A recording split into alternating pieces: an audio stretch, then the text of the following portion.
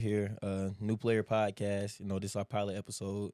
Might have another host joining us soon, but as of right now, I'm the only host. And yeah, it's been a quick off season, the quickest off season I think I ever been a part of in my life, because we had like a month and a half of training maybe, and now into spring ball, which is like to me probably like the hardest time of the year, to be honest. I mean, you got a lot of new faces coming in. You got a bunch of like the old scheme getting repeated to you a bunch. I mean, you got the grind of school heating up, especially now with midterms.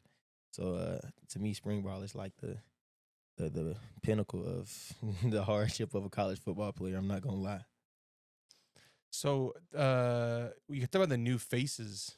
Tell me a little bit. How well have you got to know Tanuvasa or Ryan? You probably got to cover Ryan. Maybe not really. He's not really flexed out. Probably ton it. I got to cover him some. Let's hear about that.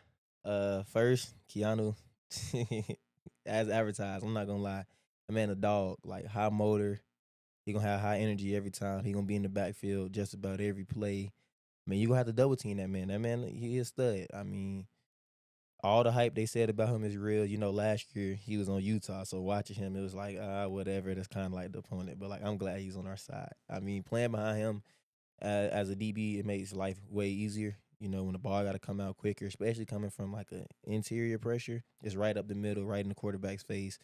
Quarterbacks feel that a lot, so it's definitely great to play with him. And then you have Carson.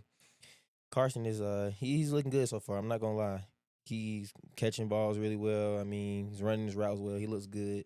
Had the pleasure of guarding him one time, and it was like a big brother, little brother moment almost. Cause like I was guarding him. He's obviously bigger than me by like 50 pounds probably more than that. And it was a play like I had kind of like jammed him with my arm a little bit, and he did it back, and like it took him back about a yard or two. I'm not gonna lie, but all the new guys, like, they all look good. I mean, Todd Sealy coming from Texas, he gonna be a good player. He got high motor. Like, you can tell he love football, and he can fly around. Nisi, he's gonna be good. Southern Utah, I mean, he's one of the strongest dudes on the team, like, already. I saw that man try to power clean like 4 plates, which if I'm not mistaken is like 405. So yeah, all our new guys are they coming along pretty well. They all look good. I'm not gonna lie. Yeah. Have you got to know? Oh my gosh, just blanked on his name. Our DN who just got off his mission. Lions. Is it Lions? Is it Or Hunter. Hunter. Yeah, Hunter, a quiet kid. Honestly, like, he not gonna like talk too much. He kind of like getting back in the groove of things, but he's gonna be a good player too. He's one of those who's just more quiet and laid back, but when we on the field, like, he turns it on. You see the light bulb clicking. Right now it's probably just like a little newer to him, because I mean, you go from being on the mission for 2 years to stepping into a top 13 team in the country. Like, that's like a big jump. It's not high school no more, and it's a lot of like, we have a lot of guys returning, so like the standard already is set so high, like bursting to the ball every play. So you go, I mean, from spreading the gospel to walking door to door, spreading the gospel, to spreading the gospel and having to hustle to every single thing you do, no matter what. I mean, it's definitely a big adjustment, but he'll be fine for sure when he settle all the way in. Yeah. Yeah. So what do you do? What is that like? Because you knew Reiner super well, and then he goes out on his mission. Ethiopia, is that right? He's going to Nairobi, Kenya. Nairobi, yeah. And like, as just like a teammate, like, you probably had never experienced that. Did you know missionaries when you were in high school or anything like that? Like, friends going on missions or anything like that? No, I never had a friend going on a mission or anything like that. So. Yeah. So how is that to you? Is that like a foreign idea, foreign concept, or what are your thoughts on that? I mean, it's like, it's, I mean, you can say a little bit of a culture shock, because where you come from, like, I don't like know a lot of people like who go on missions or anything like that, but when you heard the background of his story, like, he told us before the year, we had like these testimonies and like commitment groups, and we talked about like hardships and stuff you went through in your life or whatever. And Ryan really told us like he never really had nothing that really was just like so hard for him. So one of the things he wanted to do was go on the mission so he can really like spread the gospel and just be so thankful. And I mean, if somebody prioritize God over like everything, like, you can never like frown upon it. I mean, it hurt a little bit because Ryan was such a good player. It's like one of my closest friends on the team. High energy person. I mean, true ladies man. Like, Reiner is like, if y'all don't know that, he's a true ladies man. I promise you. But it's not weird, and it's nothing to frown upon. It's just like you losing the team and the friend for 2 years, but I know he's gonna go over there and do his best, have a whole bunch of high energy like he always does. So Yeah. it'd be cool. Yeah. Yeah. That's cool, man. So how's Coach Hill?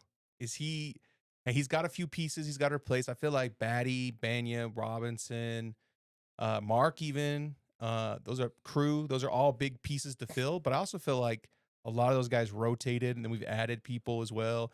How's he feeling? Does you feel like he's starting almost like he did last year, kind of with a lot of new guys, or you feel like he's kind of adding a level to what you guys knew last year? Coach Hill definitely adding a level. He had the same like taste in his mouth that we do. Like we felt like we left a lot out there, and I mean we have like people stepping into roles, but we don't have like too many new guys that we need to just come in and just like Mm. we don't need nobody to come in and just be a superstar. We just need people to buy into the scheme, do their jobs, and do what coach tells them. So like for example, us in the corner room, we losing Mark and Jacob. You know, Mark been in the system for about 5 years. Yeah, Jacob been really. at BYU like 5 years. Like our two vets in the room. I mean, you would think like it's like a level of like nervousness there maybe, but like we practice with those guys every day. We got the same coaching as them, the same training as them, same teaching. Especially being like a younger guy, you got to kind of like soak all that in at like the age of 18, like and play in the big games with them and play on the field next to them in the biggest moments. So everybody in the room is kind of like ready to step in, and like we showed that last year. Like even if it was Jacob coming out at the SMU game and Jonathan going in the slot getting us the win, or Mark started cramping, so I went in SMU game. We in the clutch goal line situation. I mean, Smev. I Yeah, mean Shmev. he made plays all year long for us. I mean, one hand picks in the bowl game, Wyoming game locking down, Kansas State. He played good until he got hurt. Jaden Dunlap came in, so you got like a void to fill almost, but like I mean, it's not nothing crazy because every single person in that room has played in games and played in those moments where we really needed them. So Game on the line moments, like yeah, the like SMU. Yeah. yeah, and we kind of like add that pressure on ourselves in practice, and we like Coach G and Rob, they always like want us to be intentional with everything we do, and every little thing is looked at from our pad level to our technique to our effort when the ball is in the air. How do we play? Like all that's looked at. So for us, it's not like really a big shooter field. I mean, it's just business as usual. Like you gonna miss those guys, and those guys are good. So you don't want to be arrogant, like oh, you're not gonna miss them or anything. But I mean, the room is ready to step up, man. Because like I mean, we don't have no choice. It's either step up and play good, or this day and age you can get replaced. Exactly. So yeah, no, it's not like there's no fear in that room at all. Everybody's kind of ready for their role. I heard a story about Mark. I think it might have been Matthias who was telling me we were up helping him get his car figured out. That like when he was guarding Hunter, Yeah, he would like show press at the line and then yeah, start bailing like he was gonna bail to zone and then come up and play press. And he said that like Hunter didn't know how to handle it. Like yeah. he was like too many changes for him. And like Mark is almost at this ninja level of like mastery of his technique and skill where he can really screw with you off the line. And maybe that's kind of the kind of stuff we're missing. Cause I don't think it's necessarily like raw talent. Mark is very talented. Jake Rob's very talented, but I also feel like Maury, Shmev, you, Jaden are also talented. But I wonder if we lose a little bit of that like ninja level skill or mastery. Or are you guys pretty good at mixing that stuff up too? Um, it's yes and no. I mean, Mark did it at such a high level because he was so experienced. I mean, he was a true vet in the room. But we worked or really started Colorado game like because you know we had a month of bowl practice prep before people who don't know. So we was like month Mhm. straight of like the same like scheme or whatever. We started like our off season then almost like we was real intentional about the disguises we were going to show, how to get certain passes thrown, how to bait the quarterback, do certain stuff. So for us, like we had probably what 3 almost 4 months now of just Yeah. certain disguises and tricking people into doing certain things for us, like almost giving offense what they want but taking away immediately. We kind of worked on all that stuff. I mean, Mark did it at such a high level, but Mark is one of the greatest teachers ever. Like he was never one who was too stubborn to like listen to anybody or give you tips on stuff because Mark was my roommate for every single game, like home Mm. or away. So Mark would always he asked me what I saw or he'd teach me like little stuff. So like he always passed it throughout everybody in the room. And Yeah. we always talked about it all the time. So when Mark does that stuff, I mean, it was like second nature for him Yeah. and the rest of us learn how to do it now. And like I mean, we have days where we'll be running, I mean, cover two, but we can make it look like man to man, or Mm. we'll be, you know, for example, we can be blitzing, but we can make it like something totally different. So Mark definitely like that's something we gonna miss, but he passed it down to the room and we're Yeah. working it so much that honestly, like I feel like everybody just like gonna like ease into that role of being this mastery because like even Marcus McKenzie today in practice, he made it look like a blitz, and then he was playing a whole different zone like on the other side of the field. But like it's just small stuff that we learned from the older guys that we like took and we just expounded on it ourselves because like we can't like I'm not a quick twitch guy like Mark because I'm taller, so I can't do certain like disguises he do, Mm-hmm. but I can take something he did and I could do it my own way, put my own twist on it. So Mm-hmm. now I have this disguise, and the next guy might have this disguise. So it's really about taking the stuff we learned from him and Jacob and like mastering it into our own ways within the scheme. Yeah. Yeah, Yeah, I guess that's true. I didn't really take that into consideration, how much time you had to prep for Colorado. yeah, And that's probably why he had so much time to kind of, I'm going to show him this in this situation and then do that. And where a lot of times you got a couple days really, and then you're yeah, traveling. yeah. I mean, Mark was a technician, especially, and then the Colorado game. Anytime you get to go against, like with us, we went against like T-Mac. you had T-Mac. He's going to be a top 10 pick. Yeah. Travis Hunter, Heisman winner. Yeah. At quarterback, you had Shador, which is going to be probably top 10 pick probably. I mean, whenever we had those people with big games and like even Arizona State, they had good receivers. And, it was a big game for us. Whenever we had like a big challenge coming, we always wanted to make sure we never got embarrassed and we never like gave the other team something to attack. Yeah. So we would always be real intentional about what we did and how we studied. And then Colorado, I mean, the preparation was like, it was intense, it was long. But then when we got down there and the trash talk started for no reason from them, like we at SeaWorld, they talking, and we on the river. I'll never forget this. It's the first night we get down there. So this Christmas Eve, Yeah. and the fans probably don't know. So the way bowl games work, when you're down there for a week, it's not like a typical travel day where like you have to be in the hotel like right at a strict curfew because like it's more free flow. Like this towards the end of your season, like it's a lot of your teammates last time with you, so you have like a curfew and like they want you to be in the hotel and safe by this time, but you don't really have like a strict deadline of like one game might be like a home game might be 9:30 in the hotel in the bed like lights out or whatever. Bowl games a little different, so we went to go get food. It was Mark, myself, Keelan, and JoJo. We're walking back to the hotel, and it's a Riverwalk in San Antonio, so like all the restaurants right there. We're walking back to the hotel. You just hear laughing. We look up, it's like 12 Colorado players, and I'm like, what's so funny? Like we were just minding our business, having a regular little stroll down the Riverwalk. Yeah. So we had to hear that. Then the next day, SeaWorld come. I mean, minding our business, everybody doing their own little thing. We playing with the Dolphins, man. We having a good time. Yeah. We was there on the roller coasters first. It was basically like only us in the park at first. They pull up, they starting stuff. So then we had the river rally happen. They boat rolled past our boat, and it's a picture of me. I was like pointing, and it was at their boat, and I was telling them every single thing you could think of. Like I let it be known, because like Keelan was on the stage, so Keelan wasn't with me to talk, but I had to say enough for the whole team. And then Friday luncheon happened. They came to the hotel, was talking crazy again. But this time, our whole team like spoke back to them. Like, Yeah. And that's like the first time you really like, I ain't gonna say get out of character, but you had like the whole team like really pissed off on the same level, from like the coaches to like every single player there. So then game day came. I never forget. We walked into the stadium. One of the Colorado players like walking past our locker room, and I stopped and looked at him. And like I said, the choice of words, I said, stand on everything you said this week. Today we gonna see about it. And I just kind of told him. And then Key was behind me. It turned Key up. Like we went to the locker room after that. Key was standing on the table, like listening to music. Like the whole locker room, like the whole vibe was like, it was intense. That's where I came up with the saying that I'm gonna say like all the time before games now. 60 minutes of hell. I mean, like that's a mindset all the time. But when we went into that game, the way they was talking and the way they was acting all weekend, you had to hear like the hype of, the Heisman Trophy winner and about Colorado this, Colorado that. But when you're the team that's ranked higher than them and you're the underdog, it's kind of disrespectful. So it was just 60 minutes of hell. And I mean, game time came in 60 minutes of hell. It was. So yeah, it was. Dude, I heard you guys were, I can't remember if you were at one of the player events or if he was just walking through, but you guys were all in like matching game day fit or something, like hoodie, like matching hoodie, and they were at this event or at this place, and they, they had like shirt and tie, or maybe they were wearing street clothes and stuff. And someone went up to Keelan, just the wrong person to go try and talk crap to. I go to Keelan and they're like, "Hey, you guys' drip is weak," or something. You know about this story? And Keelan let them have it. I don't know exactly what it was, but I think this was at SeaWorld.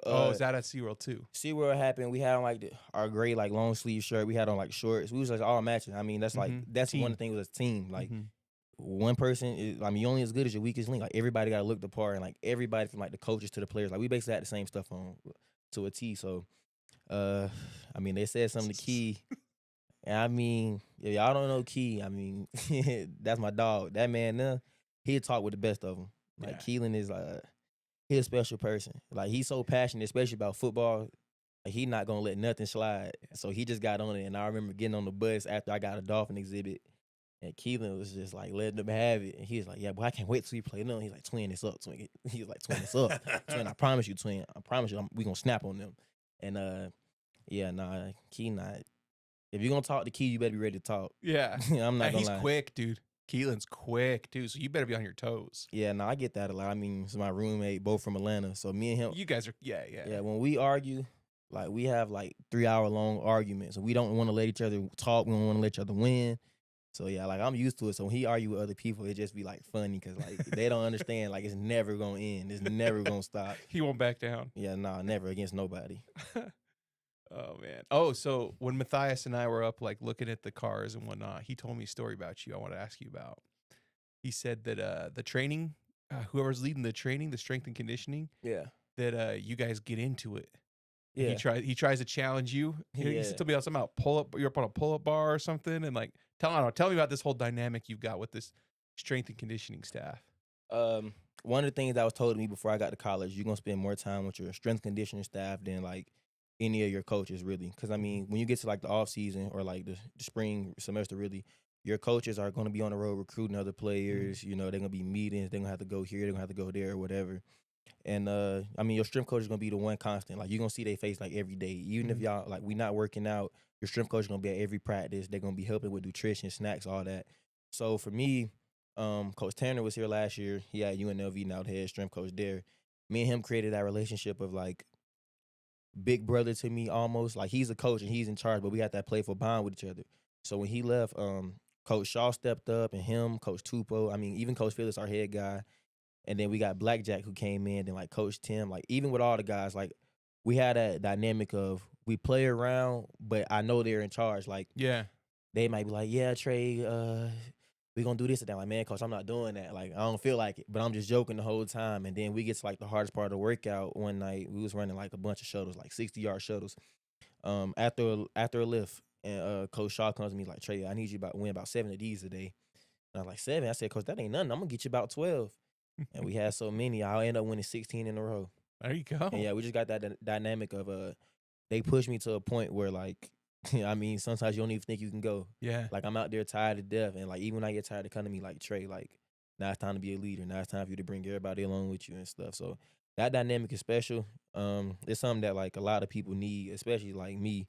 I mean, like I'm not like the most serious person all the time, so to have that dynamic with your coaches, even though like you're working hard, just makes everything flow like a whole lot better and make everything so much sweeter. Yeah. It's like Yeah. they talk about when you want to create an app where someone has to do something, you kind of gamify it, right? Like you make it a game, like you make it fun because hard work doesn't always have to be hard to do. Yeah, I mean, it can physically be hard to do, but you can enjoy it and you can have banter. And like if you make it fun, then yeah, you go more. Like you go Yeah. harder. Like you gonna want to. Like you gonna want to work out with somebody that go harder. And like on the topic of hard work, Coach Hill always got this little saying, like the work is the same whether you make it look easier or make it look hard. And so when we working out, even when those guys like on me and they push me, I try to make every rep like look the same. yeah, Like I could be dead tired, but like I don't want nobody to know that. I mean, like even none of our teammates, because if you do have Coach Hill, like he's that guy that's in your Coach Hill to be like, we could run like this is an example. We might run to the top of White Mountain, I promise you. If you like jogging for one step, Coach Hill, my great grandmother could do that. I can find anybody in the country to do that. I can get anybody. Trey, I'm out here at my old age. I can get out here and do that. So like, you don't ever want to like slack off in workouts, and just to having the fun dynamic of it from the coaches and like the make every rep look the same, even though you're dead tired. Just having that mentality, like it carry over into game day for sure. Yeah. Like 100%. Dude, so Coach G got named the passing game coordinator, which, from what I understand, he kind of already was. Like, he kind of already over that. But I think it was a title to help him maybe get a little bit of a pay raise. You know, was there people trying to come after Coach G, trying to offer him and take him? Because that's what some of us fans were guessing is like, oh, they give him this title, which I think he kind of already had a big role in that. At least I think he did in the last defense. And then, he said he maybe got a raise with that too. So I wonder, I don't know if you heard anything. Was there people poking and prodding, trying to get Coach G maybe to take a look somewhere else? Um, I can't speak on the aspect of like the pay raise or whatever because I honestly don't know. But I don't honestly don't know if people were poking, but me and Coach G have had conversations. Like honestly, he'd be like, "Yeah, Trey, like I done had a million in offers. Like in like I think he been here for what, at least 10 years now. Yeah, close. Yeah, so he been here for a long time. So I know like you got people wanting to come get him, especially after the year we had. I wouldn't be surprised if teams wanted him or nothing. But Coach G just like he a loyal guy to the core. So I mean, I think it was more so of a promotion or whatever for the title of just like how great he was already being. But I wouldn't be surprised if other people came to get him. I mean, when you the best at your job, I mean, you gonna have other companies trying to get you. That's just the way it is. Like we had the most interceptions in the whole country, and Yeah. the corner room played a large part of that. So I wouldn't be surprised if people trying to get Coach G. I mean, he's an awesome coach. And like he's great at coaching up the X's and O's, or more for you guys like the technique and knowing your situations and all that stuff. But he also kind of creates a pretty unique dynamic in your room. Like your room, it seems like from all the guys I've talked to, is super tight knit. Yeah. Like a lot than maybe a lot of other rooms. Like talk to him about that. Like how does he do that? I mean, Coach G finds like his guys and he finds guys that mesh together. Like he's not gonna go get like, for example, you can be a 5-star kid, but you can be the most arrogant kid that can't fit into the room. He's not just going to bring you into that room. Like he finds people that can fit and like all fit together like a puzzle piece. And when he coaches us, he coaches every player different. He coaches you in the way that you can be coached. Like with me, Coach G, like he can honestly like cuss me out, and like I mean, I was coached by my dad, so like I was gonna say your coach's kid. Nothing's gonna fade you yeah, hurt like, at all. Like in the middle of Kansas State game, like he let me have it. It wasn't even about nothing that serious, and I was just like laughing about it.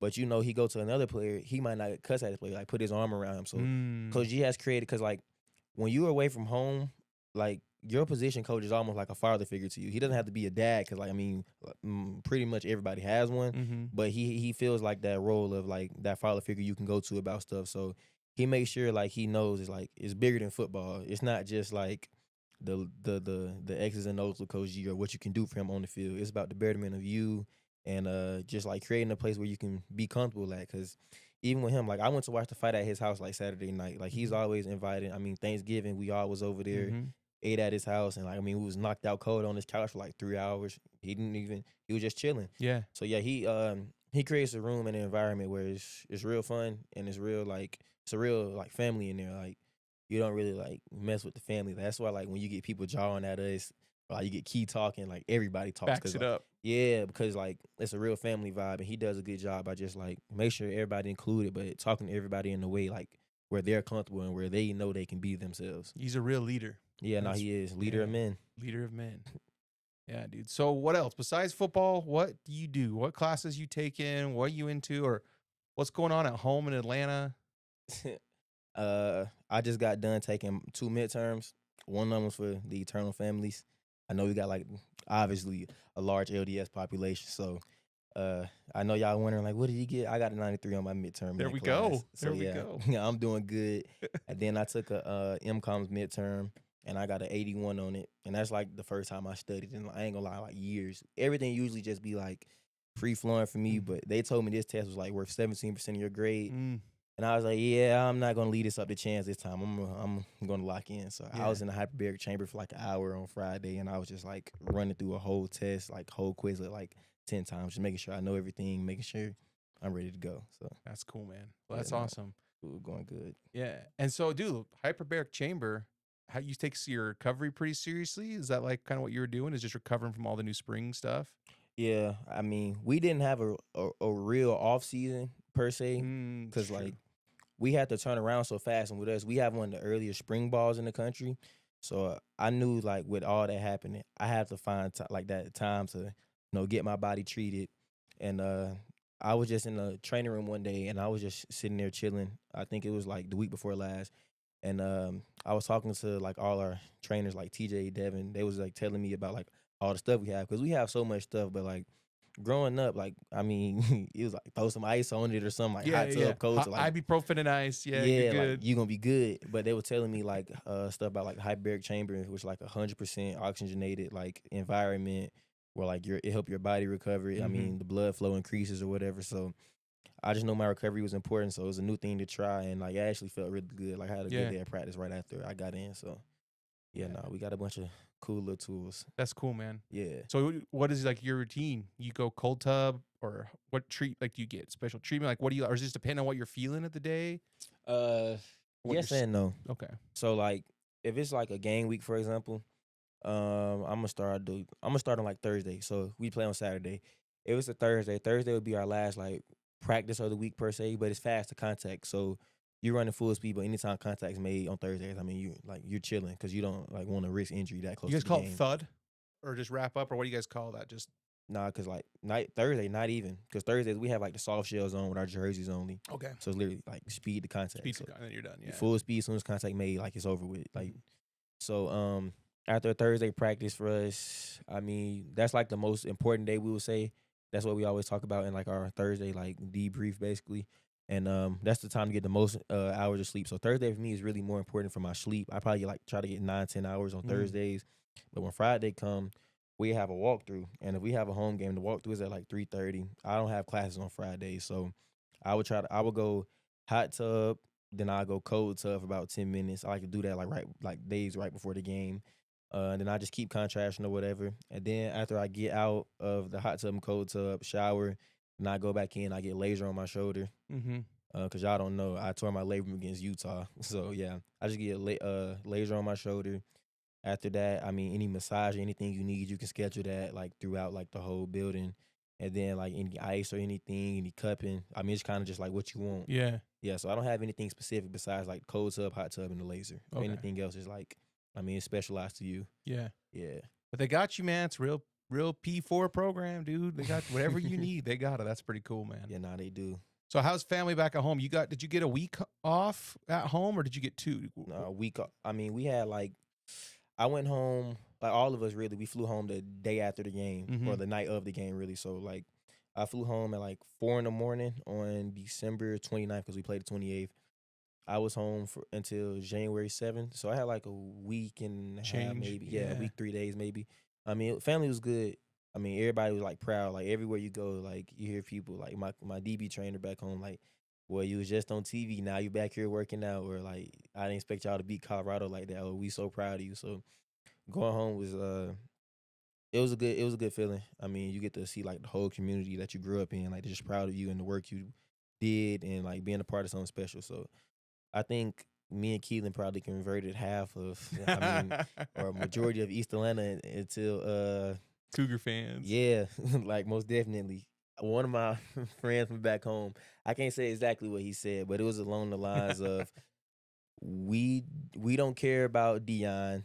We would BYU now. That's right. Yeah, it was along the lines of that. And now it's a good feeling like to go home and really just like see a whole community like proud of you and especially me because I early enrolled. So Yeah, yeah. a lot of people haven't seen me in basically a full year. Yeah, talk about that because you early enrolled, but then you flew because Coach Hill was a stand-up guy about that. He's like, I'm gonna make sure he gets to was it prom and graduation? Yeah, those two he made Tell me us go about to. that. Like he promised your mom and then like how that worked for you.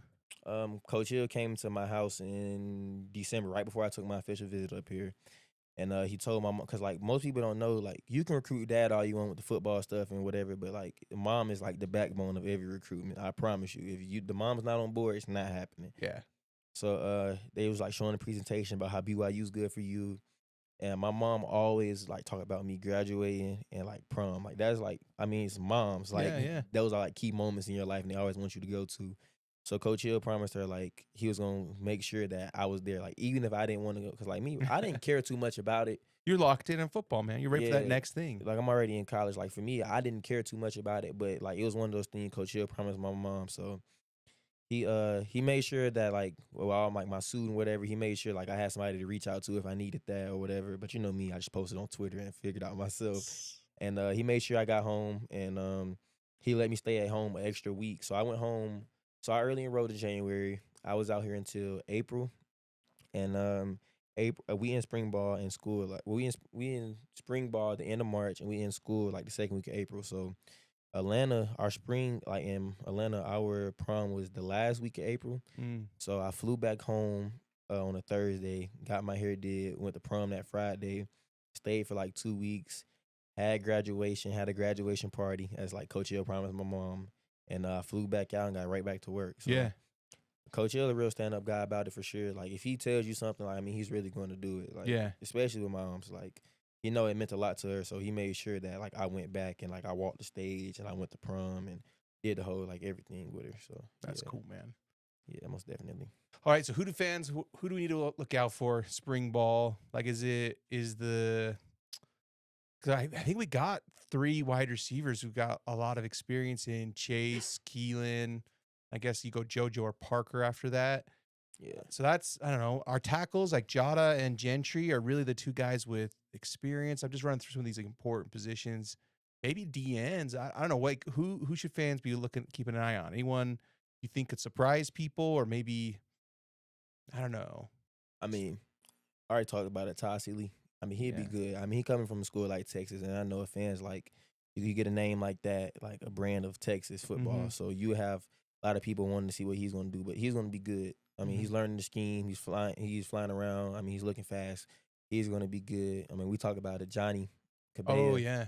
Now, Jonathan going to be good. I mean, we spend a lot of time together, obviously, because we in the same room, and me and him came on our visits together. So Yeah. yeah, we've been close for a full year and some change now. I mean, we get up at like 4 in the morning, go work out at 5:30. We do that like probably 2-3 times a week, and we watch a lot of film together, like a lot of small stuff. We have a lot of conversations. I mean, Johnny gonna be he gonna be a special player for sure. Yeah. I mean, we always talk about like being the best and not just like settling for anything. I mean, he back in his number 2 he wore in high school. I mean, yeah, he's gonna be good. Tommy at safety. Tommy's gonna be a good player. He's one of those guys also get up at 5:30, work out with us. Yeah. Um, Raider, I mean, Raider's gonna be good. Yeah. We've seen like him coming on at the end of this year, how Mhm. good he looked, especially in the bowl game. He was never lacking for talent, man. I think he was just getting more familiar with the system, getting the reps, really the Yeah. real live reps in that system. Because, I mean, going back to even high school, dude, the guys had crazy talent. Yeah, I mean, like that's one of the things that the bowl game provided us with. It's like an extra month full of practices that people don't even see. Yeah. Like we had like we left to fly down there on December. We flew down there on Christmas Eve. Mhm. So so we practiced every day in December. Well, not every day, but like every week in December leading up to Christmas week, and then we practiced the day of Christmas Eve. We didn't practice on Christmas Day. Then we practiced that Thursday. Then we had a walkthrough. So all those practice and then the game itself. So all those reps just keep adding up. Yeah. So it give him time to get his feet under him and get right back in his flow and real familiar with everything. I mean, he's gonna be good. And then like me, I'm not even gonna like toot my own horn, but I mean, I already said like we've been getting up early and we've been putting in a lot of work. I mean, we understand the importance of like the cornerback position on the field, especially like losing 2 of our starters. And we kind of like, I mean, it's definitely a sense of urgency in our room. We don't want to like have a drop off, um, especially like we natural competitors. Like I come from Georgia, Jonathan come from Texas. You got a bunch of Cali kids in the room. Like you got biggest programs and high school programs yeah, out there. Yeah. like you got football states and people with a football pedigree. So I mean, those are all players that's like on the defensive side of the ball that's like ready. And then I mean, JoJo, he's been looking great on offense. Can't say enough good things about JoJo. I mean, he's more of a quiet player. Yeah. Like he's real laid back, Cali kid. But nah, JoJo gonna be a hell of a player. Like truth be told, he's gonna be good. And then Keelan, I mean, it speaks for itself. Like that's one of the most talented like receivers I ever played with and against. Like I mean, he just I don't know. I mean, fans like, oh, he's all American. He's returning these kicks. Like he's doing this. He takes those jet sweeps. I don't think people really know how big of a step Keelan could take this next year. yeah. If fans really want to get like a glimpse of like Keelan that receiver, go look at Keelan Marion UConn highlights. Yeah, oh yeah. I promise you. When I say take the top off, like Key can run every route in the route tree. There's not a route he can't run. I mean, he's good with the ball in his hands. Obviously, we saw. Yeah. He can line up at the X. He can line up in your slot. He can line up in the backfield. I mean, Key can do it all. So He can get behind. Here's the thing. He can get behind any defense. I've seen him get behind SEC corners and press man. I've seen him get behind guys playing a loose cover 4. He can get behind people, dude. And that's hard. Like there's a lot of guys who are technical, who can work those zones. They know when to settle. They know this. They're going to stem you the right way. And he does all that too. I'm not saying he doesn't. But what really separates Keelan, I think, from a lot of D1 players is he can get behind you, dude. If you're not careful, like you stay like blowing the top off the defense, he get behind you, man. Yeah, no, he just got that in him. Like, Mm-hmm. I mean, he a vet and he's a gamer. Like, if y'all know what a gamer is, I mean, just somebody who can show up when the ball is snapped. He's not just a football player. He's a gamer. Like, he can just go wherever you put him at. He can make plays. I mean, whether that be returning, lining up, like wherever. Like, he can go, and he has that confidence in himself and that chippiness to himself. Where he talks so much, he got to back it up. Yeah. Like, he can't go out there just being weak. So nah, he gonna have a year. Dude, and on his returns, what's special is like he'll beat you with speed to a point, right, on the kick returns, but then he also will like slow that up, set up a block here, and it's like it doesn't look like he's really slowing down. He's very fluid in his excel decel, like different than a lot of guys I've seen. I mean, you were on the field for that Utah kickoff return. Talked about that. Like, what's that like on the kickoff? All right. I don't know if y'all remember at that point in the game. I want to say it was 10-3 at that point in the game. Yeah, it was 10-3 at that point in the game. They had a big kick return that kind of like sparked their drive or whatever. I mean, they got out to like the 30 something, and I remember being in the huddle because this was my first time on kick return with Keelan. Like, I had did it in practice, but this is my first time like in the game. Especially like it's the holy war. Like, I mean, your heart racing a little bit. Like, I'm thinking something like onside kick maybe. I'm not even thinking about like the possibility of them kicking it deep. So, but I remember going into the huddle and Coach Pop was like, "Yeah, they got one. Now it's our time." And I promise you on everything, I knew we were going to score because everybody in the huddle was like, "We finna take it to the crib." It was like, "Block y'all guy, we gonna score. I promise you we gonna score." Everybody looked at each other and said it. And Key was like, "Shit, we finna score then." And that's how Key said it. So we got the break. I remember, I'm not gonna say the return we had called, but we had a return call that we practiced like all week long. It was a special scenario. And I remember going back, running back, and I seen the ball kick short, and the ball's on like the 5-yard line, maybe. It was like a sky kick. I'm like, good night. Yeah, it's showtime. So Key caught it, and I just remember I turned to block the guy I was supposed to block. The guy I was supposed to block, he messed their whole scheme up. He was supposed to rush off the edge, but he didn't. He was just kind of back there like patting his feet. So I'm like, okay, so it's another guy coming. I chipped the backside runner guy. So I basically I helped eliminate. Like, I did my small part, just took 2 people out of the play. And I remember if you look at that video of his kick return, I remember turning my head back to the left and seeing the lane, the Key one-on-one with the kicker. I'm like, boy, you better not get tackled by the kicker. I'm not gonna let you live this down. I promise you, I'm not. Like, this, like, till we die. I will tell our kids about this if you get tackled by the kicker. So he got one on with the kicker. He beat the kicker, and that's why you see at the end of the video, like, I just started running full speed to the end zone. And I don't know what he said to the fans, but if you know Keelan, I know he said something. He let him have it, I'm sure. Oh yeah, most definitely. Because like all game they was talking crazy all week. Oh yeah. Yeah, it was a lot. They was trying to talk crazy. Like, I don't know. They started talking to you guys back in the spring? Yeah. Or whatever, when that tweet was on your shirt. Man, the whole back, and I mean, Key was a part of that too. Yeah. We was okay. Imagine like Key sitting right here, I'm sitting right here. I'm literally got my phone like this. I said, "Key, look at this," and we started laughing. He's like, "One of us got to say something." I was like, "I'm finna say something." He's like, "Bet, I'm finna go retweet it." I just posted it. It was like midnight when it happened. After my phone was just like jumping. Like Oh this. yeah. Oh yeah. And me and Key was over there like, now we got to stand on it. Yeah. And like that was our whole mentality. Like anytime we talk to anybody, I mean, we just got to back it up. You got to back it up. Yeah, stand on everything you say. So I don't know. Keelan's special player, and being on the field for that return was crazy because as soon as he scored, I started talking for him, and that's the game he debuted the vacuum celebration. I mean, yeah, nah, Key a gamer, Yeah, for sure, man. Yeah, cool. Well, anything else going on? Anything else we need to talk about? Anything else we got to know? Trying to think. Oh, I mean, we have a bunch of number changes, obviously. Yeah, like I changed from 24 to 1. Keelan played like the biggest role in that. So Key was going back to number 1 regardless. I mean, he wore it at UConn. I wore number 1 in high school my senior year, and I wore it when I was 10 years old for like a little minute. So I was never the person like really like care about numbers too much. But Key like, Trey, it's like, I got number 1. He's like, I need you to wear number 1. He's like, you got to get it. He's like, 2 East Atlanta babies. He's like, I'm on offense, you on defense. We go against each other all the time in practice. Like, you got to get number 1. So I remember I was just chilling in the locker room, and then our equipment manager, Josh, came to me. He's like, Trey, you're not changing your number? I was like, nah. He was like, I mean, 1's open. He was like, nobody got 1. He told Coach Hill. Coach Hill had a conversation. Are you ready for it? And I was like, yeah. We talked about it, and then when went in there, saw the number 1 and Alexander the third on the back. Yeah. I mean, the rest was history. And then Yeah. you got like Shmev changes the number to number 0. Ooh. Yeah, I like that. Jonathan changed the number 2 because we talked about this in our corner room at least last year. Like we got to keep all of our numbers in our room. So like 0 and 2 wasn't nobody else on the team gonna have a chance to wear those numbers. Right. Like, it just wasn't happening. The cornerbacks had to keep that. And then I mean, I think everybody else stayed the same besides offense. Like you have LJ wearing number 4 now. Which I like that. Oh yeah, most I like definitely. that. Because I think he wore it in high school if I'm not mistaken. Oh, okay. And if he did, I mean, he did. He played great enough to get recruited to every like major school. So Yeah. he did something right in it. Basically, but everybody who had a number change, it was a number. They really went to a number they either wore previously or had some significance to them. So all the number change like flow pretty well. I mean, they all look good on everybody. Yeah. Yeah, nice. Nah, that's cool. I don't know. It's cool when you got those skills guys moving around to lower numbers. I don't know. Something about that. Yeah, it definitely bring a little juice. Yeah.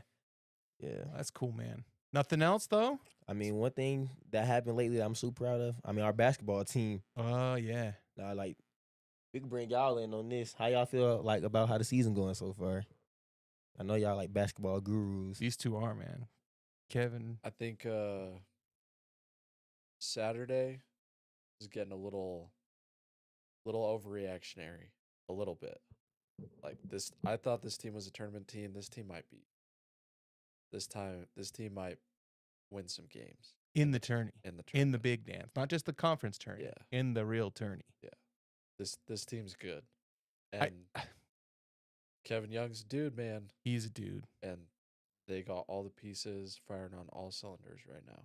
You think last year we're not hitting threes, we're in trouble. Yeah. This year we're not hitting threes. Well, let's go to Foose. Let's go pick and roll, lob it up to Kada. Like we have other ways to score. But let's just let Richie go and then do his thing. Drive. Dallin even's been driving more lately and scoring there. It seems like if those shots aren't falling, which we got 4 guys shooting over 40% right now, and then Mag is like at 38. I know Trevin Richie. and Richie are both like 43, 44. And then Trey, I mean, he's not throwing a lot of shots, but he's Yeah. high. He's shooting well. And then, so it's Trevin, Richie, Trey, and Dallon's shooting it good recently. might be Dallon's the other one I'm thinking of. And then Mag is like the next one there, and he's at like 38. He's just under 40. Yeah, You know Big what's Mo. crazy? Big Mo. How many guys on the team do you know, Trey? I know Halo Boscovich. I know Mhm. him. I know Big Mo. Mhm. I know Elijah Crawford. I know Trey Stewart. Did you see that Jay Hill wants Trey to come play corner? Yeah, I saw the tweet about it. I mean, He's athletic, dude. yeah, no, it'd be Got good interesting feet. dynamic for sure. Like, I don't put nothing past nobody. Yeah, it's a really technical position. It wouldn't be his athleticism Yeah, that I would knock on him because he has he broke what would have been the NBA record for the shuttle drill or something like that. He can Like- move. The guy can move. He's got the feet and the fast twitch. It's just that's a lot of technique to pick up. Is all. But Yeah, no, I'm not gonna say it's impossible or anything like that. Like, I never say nothing like that. yeah, But if he did make the move to football, it's definitely like something you have to work on like all the time, because when you get to this level, like, technique is everything. Yeah. I mean, if he was like in high school and he was coming, it's like, all right, whatever. I mean, yeah, you're cool. yeah, but when you get to college, technique is everything, because like technique can be the difference between, I mean, a national championship and failure. Like, for example, when Jeremiah Smith caught that ball against Notre Dame and the cornerback got beat, the thing about it is, if he would have just stayed square for like half a second longer and the blitz could have got home, the ball maybe gets underthrown, the ball gets picked, or fumble happens. So like when they say technique matters, it's not necessarily the sense of necessarily like the biggest thing, but a half a second can make all the time in the world. Dude, as an old lineman, I promise you, Yeah, a half a second in your coverage is a big deal. yeah, because like, I mean, if you stop, like, somebody can run the best route ever, but if you can slow them down for half a second, everything on offense is timing. Yep. The timing has to be perfect, because one thing, you always have a pass rush coming. You always have like stuff like unfolding quick. So timing is everything. And if your technique is good, you can throw the timing off for like half a second. I mean, that's why you always see guys talk about they might run a 4.5 at corner, but they can make everybody else on the field them like they run a 4.6, 4.7. Mm-hmm. Because if you have good technique, you slow everything down. So I mean, I don't think it's impossible for Trey to do it. It's a tall task for sure, but I mean, he seems like a hard worker. He's a D1 basketball player, so I don't put it past him. It'd be interesting to see for sure. Yeah, it'd be fun. Yeah. You know Elijah. Even did you know him a little bit before he got to BYU, or you have a connection with him? There's a story there, right? I can't remember. Yeah. We had a bunch of mutuals. Okay. Like, so one of his closest friends I'm cool with, and then like one of my homeboys, they played like together growing up. So we didn't know each other like super well because he's from Augusta, which is like Yeah. 2.5, 3 hours away from Atlanta maybe. But I mean, we definitely like knew each other then now. Like, I mean, we like this. Yeah. Like, comes to the house all the time, kick it. That's my guy. Yeah. He seems Yeah. like a way cool guy. Nah, he is. He always chilling. I mean, he a hooper. Yeah. Yeah, nah, he a ball player too. I'm not gonna lie. Yeah. What do you think is what's clicking for the Cougs now, Kev? Is it just more time in the system? Or Craig, if you want to chime in on this too, I mean, It's just everyone knowing their role. Like you look at the box score last game. Moet Mag scored in double figures a lot, but didn't have a single shot attempt. Just came in, did his job, defended, rebounded. They were guarding the 3-point line, and Moet was like, I'm fine. yeah, Like everyone's happy with their role right now, and just the buy-in from all those guys has pushed BYU from being a talented team to being like a really connected team. yeah. And I think, Trey, you can obviously speak to this. Like your connection last year was just as important as a talent on the field, Yeah. right? I mean, And so, more. right, and so like, I think that's what's happening to this BYU team right now. Is they're talented and now they're connected, and you can see when they're connected how good they can be. Yeah. Yeah. Dude, it's been really cool to see, man, because like I said, like you were saying, like who knows what the ceiling is now? Because dude, have we had a lockdown defender? I mean, we have two really in Moet and Tre, because Tre's not that they even need to rest Moet, but when they want to rest Moet, they can throw Tre in and he can do the same kind of thing that Moet's doing. Have we had anyone like that since Charles Abuho? Not Where it's like, hey, you got some of the best players in the country, and we're gonna throw him on you and just shut you down. I mean, Richie is Richie's a good defender too, man. yeah. That's the thing is like He kind of played that role a little bit in the past. yes, and this year he just does everything. He does it. Dude, he literally does it all, man. Yeah. Yeah. He- But I mean, I'm trying to think that since Charles Abuho, who's on the staff now, you could say Richie. I'm trying to think of who else. Oh man, we had a kid. I'm gonna forget. This is a long time ago. It was a guy who transferred from Utah to BYU, and he was longer though. He was more like a 4, but he just played really tough D and could kind of guard. Was quick enough to kind of cover some smaller guys and make their job miserable. Because how tall's Moet? Anson Winder. Anson Winder That's his too. name. That's the guy. Yeah, Anson Winder. Because Moet's not small, right? Isn't No. Moet got or is we? 6'5", 6'6". Yeah, and I big think his Mo- he's wingspan's even a big. little He's longer big. that. Yeah. But he's quick. Like he'd cover a point guard, any point guard. Yeah. Moet So guards the wings, and Tre's awesome against the guards. yeah, He's like a 7-foot wingspan. He's Yeah. like, Tre's got crazy wingspan. Yeah. I'm happy for those guys, man. Because Tre especially, dude. Tre kind of went through it last year a little bit, if you know. Like he kind of went through it a little bit. So I'm good to see him having success, shooting well, playing good D, getting crucial minutes, like all that stuff. Good for him. Craig, what you got? Thoughts on this team, man? We can't just keep you out here in silence. I mean, when I look at the team, I think it's cool to see how it really like shaped together and what Kevin Young was trying to do with like all these guys are like you have every role that you could really ask for. Like you have all these shooters, you have like don't think about it often, but like Dawson Baker's Yeah. like a great creator. He can put him in, he'll get you buckets, he'll get you penetration, all this, and like have shot blockers, you have everything. And it's not uncommon for the bench. It's happened several times recently, especially the bench to outscore the starters. Like you said, you can bring in Dawson, you can bring in a lot of these guys, Foos, you can bring in these guys, and they can fill up the hoop, man. Like, so I don't know. It's exciting, dude. How many games have you been able to get out to? I know you guys are busy.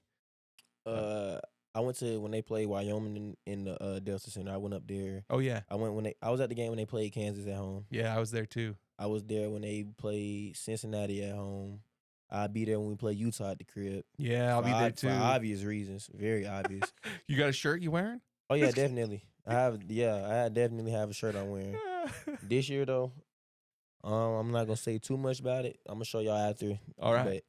But I gotta I gotta like step it. You gotta go up a notch.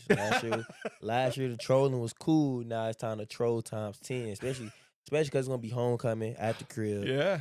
and still a lot of respect for that program. Like, Of course. I honestly like it'd be asinine to think like they have a year as bad as they did last year. Oh yeah. I don't think it'll be that. So like this year we see them, they might be they obviously be a better team. I mean, 5-7, like we went that the year before. You Yeah, gonna have absolutely. a lot to approve. So I think the guys had a lot of fire from that 5-7 team. Like that's really, especially your seniors, you know, your baddies, your J Robs, your Banyas, like Connor Pay, like those guys they were fired up. They did not want to end on a note like that. And I think it carried the whole program. I think the same things happen at Utah right now. especially the type of 5-7 we had. I feel like their season is honestly like our season was. You Mhm. had a bunch of games that you feel like you could have won. Oh yeah. And you had a chance to win at the end, but you just couldn't pull it off. Like when they lost to Iowa State, for example, I mean, they feel like they had a chance to win. Should it be Iowa State? Should it be Houston? Just at the end of the stretch. I mean, you could say they should have beat BYU, but Nah. they didn't. But that's 3 games that just, are nail biters. Houston, BYU, Iowa State. I don't watch a lot of Utah football. I watched the whole Iowa State game, man. I was cheering from the whole way. I was in the Marriott Center watching the Iowa State game. Like, come on, Utah, get us in that Big 12 championship game. Yeah, no. So I feel like it's gonna be a better year this year against them, obviously. Yeah, But and you know some Utes. yeah, a lot of them like Smith, Snowden, Lando, them my boys like off the field. Yeah, they're cool guys. Yeah, no, they are. Like even in warm-ups, we was up there. Like I was Yeah. running around the field. I saw them. You know, it was just funny. But like when you get on the field, like I mean, You're locked in. yeah, I mean, Yeah. it ain't personal, but shit personal. Yeah, absolutely. Like you part of a rivalry, and it's like that's like you. That's one of the things that I never like told people. But going to the stadium that night, I was on the bus, like my stomach was hurting, like, I was sweating. Like I'm never like, cause you hear about rivalries like so much. Like you gonna hear like, oh, this game's supposed to be this game's supposed to be that. Cause like Coach Hill even did the analogy, like Trey, you from Georgia, this Georgia, Florida, or Johnny, you from Texas, this Texas, Oklahoma. Mhm. He was comparing it. But you never know how it is until you get to that. I'm telling you, we was pulling up to the stadium. It was like some blocks away. You could just feel it. Like I'm on the bus. Like, oh my gosh, like this ain't real. Then I mean, you get off the bus, you see all blue. You look up, you see all red. It's just blue versus red. I mean, it's Yeah. like even those colors alone are a rivalry. I mean, like every video game you play, everything is gonna be blue versus red or something like that. So, I mean, that night was. Yeah, it was a crazy night, especially Yeah. like for like me, like freshmen going into that environment, Yeah. gonna have to play like a lot that game. So I mean, nah, it's that game different. I'm not gonna lie. Like no words can express the feeling of Yeah. like just imagine the hypest moment in your life and multiply that times like 50,000 people, Yeah. and that's the holy war. Yeah, absolutely. Yeah. What sorry, we'll go ahead. sidestep a little bit. What's last year you guys had 5-7 in the off season? Like what's getting you guys amped? What's getting you guys to come together during spring? Like are you watching highs from like Kansas and ASU? Like what is bringing y'all together this season? I mean, the thing that's bringing us together this season, I mean, you could say like Kansas and ASU. I mean, it's the feeling of like achieving so much more. Like we had the ability to really like do something special with going to the college football playoffs. So this off season is more so like the the bad taste of bitterness. Yeah. Like the Alamo Bowl, cool. It was a cool experience, but it'd have been a lot more cooler to go play in the Peach Bowl or the Fiesta Bowl or Yeah. like the biggest bowl games with a chance for a national championship on the line. So this off season, like everything in your mind is like doing all the little stuff right, because we saw how when you didn't do like the smallest thing, like one play could turn into the most major thing. And Yeah. I mean, hell, we beat SMU, who had the same record as us, and they got in the playoffs. Yep. So like this year, it's like you don't want to leave no doubt. Yeah. That's like we always talked about that, but like not this off season. It's like leave no doubt. We don't want to lose again. Like we want to be perfect in everything we do from every rep. Like even though perfection not always gonna happen, I mean we gonna strive for it because like we know the feeling of being on the outside looking in, especially Right. when we know we were good enough to be there. So this off season is just like it's like the taste of bitterness. Yeah. Yeah, like that's the whole fuel behind this off season. Wow. Yeah. Well, dude, I'm excited. I'm excited to see all these new guys come in where they feel and see if, Jake kind of maybe take the next step. And not that he played poorly, he played pretty well for the majority of the season, but see what he's going to look like, a year under his belt as being the guy.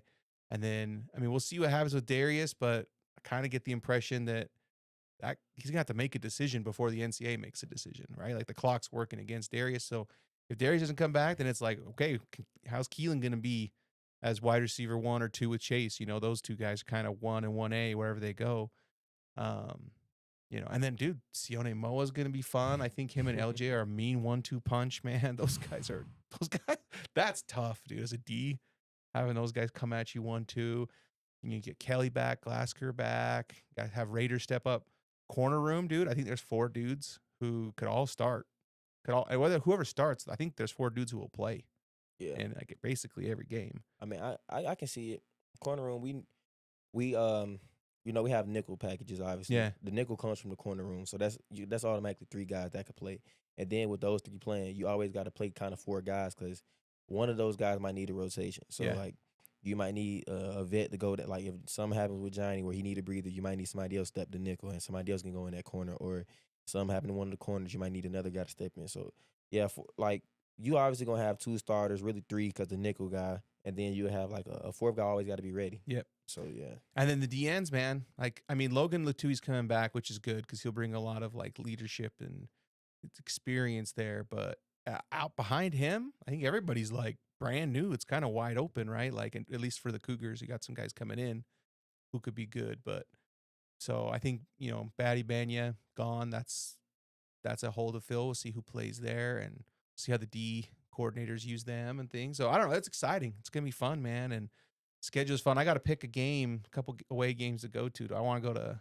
Got to come to Colorado. Colorado's the one? Got to come to Colorado. That was a fun bowl game. Think about it. It's going to be the first Big 12 game of the year for us, if I'm not mistaken. It's going to be at their stadium. They going to have that taste of bitterness. Like, we embarrassed them in front of 8 million people. Yeah. Really, 8,064,000. So we embarrassed them. Like, that's the only way to put it. They going to want something back. Like, yeah, that's gonna be a grudge match. Yeah, you're going to have the emotions flying or whatever. So okay. And I got a feeling that might be a night game.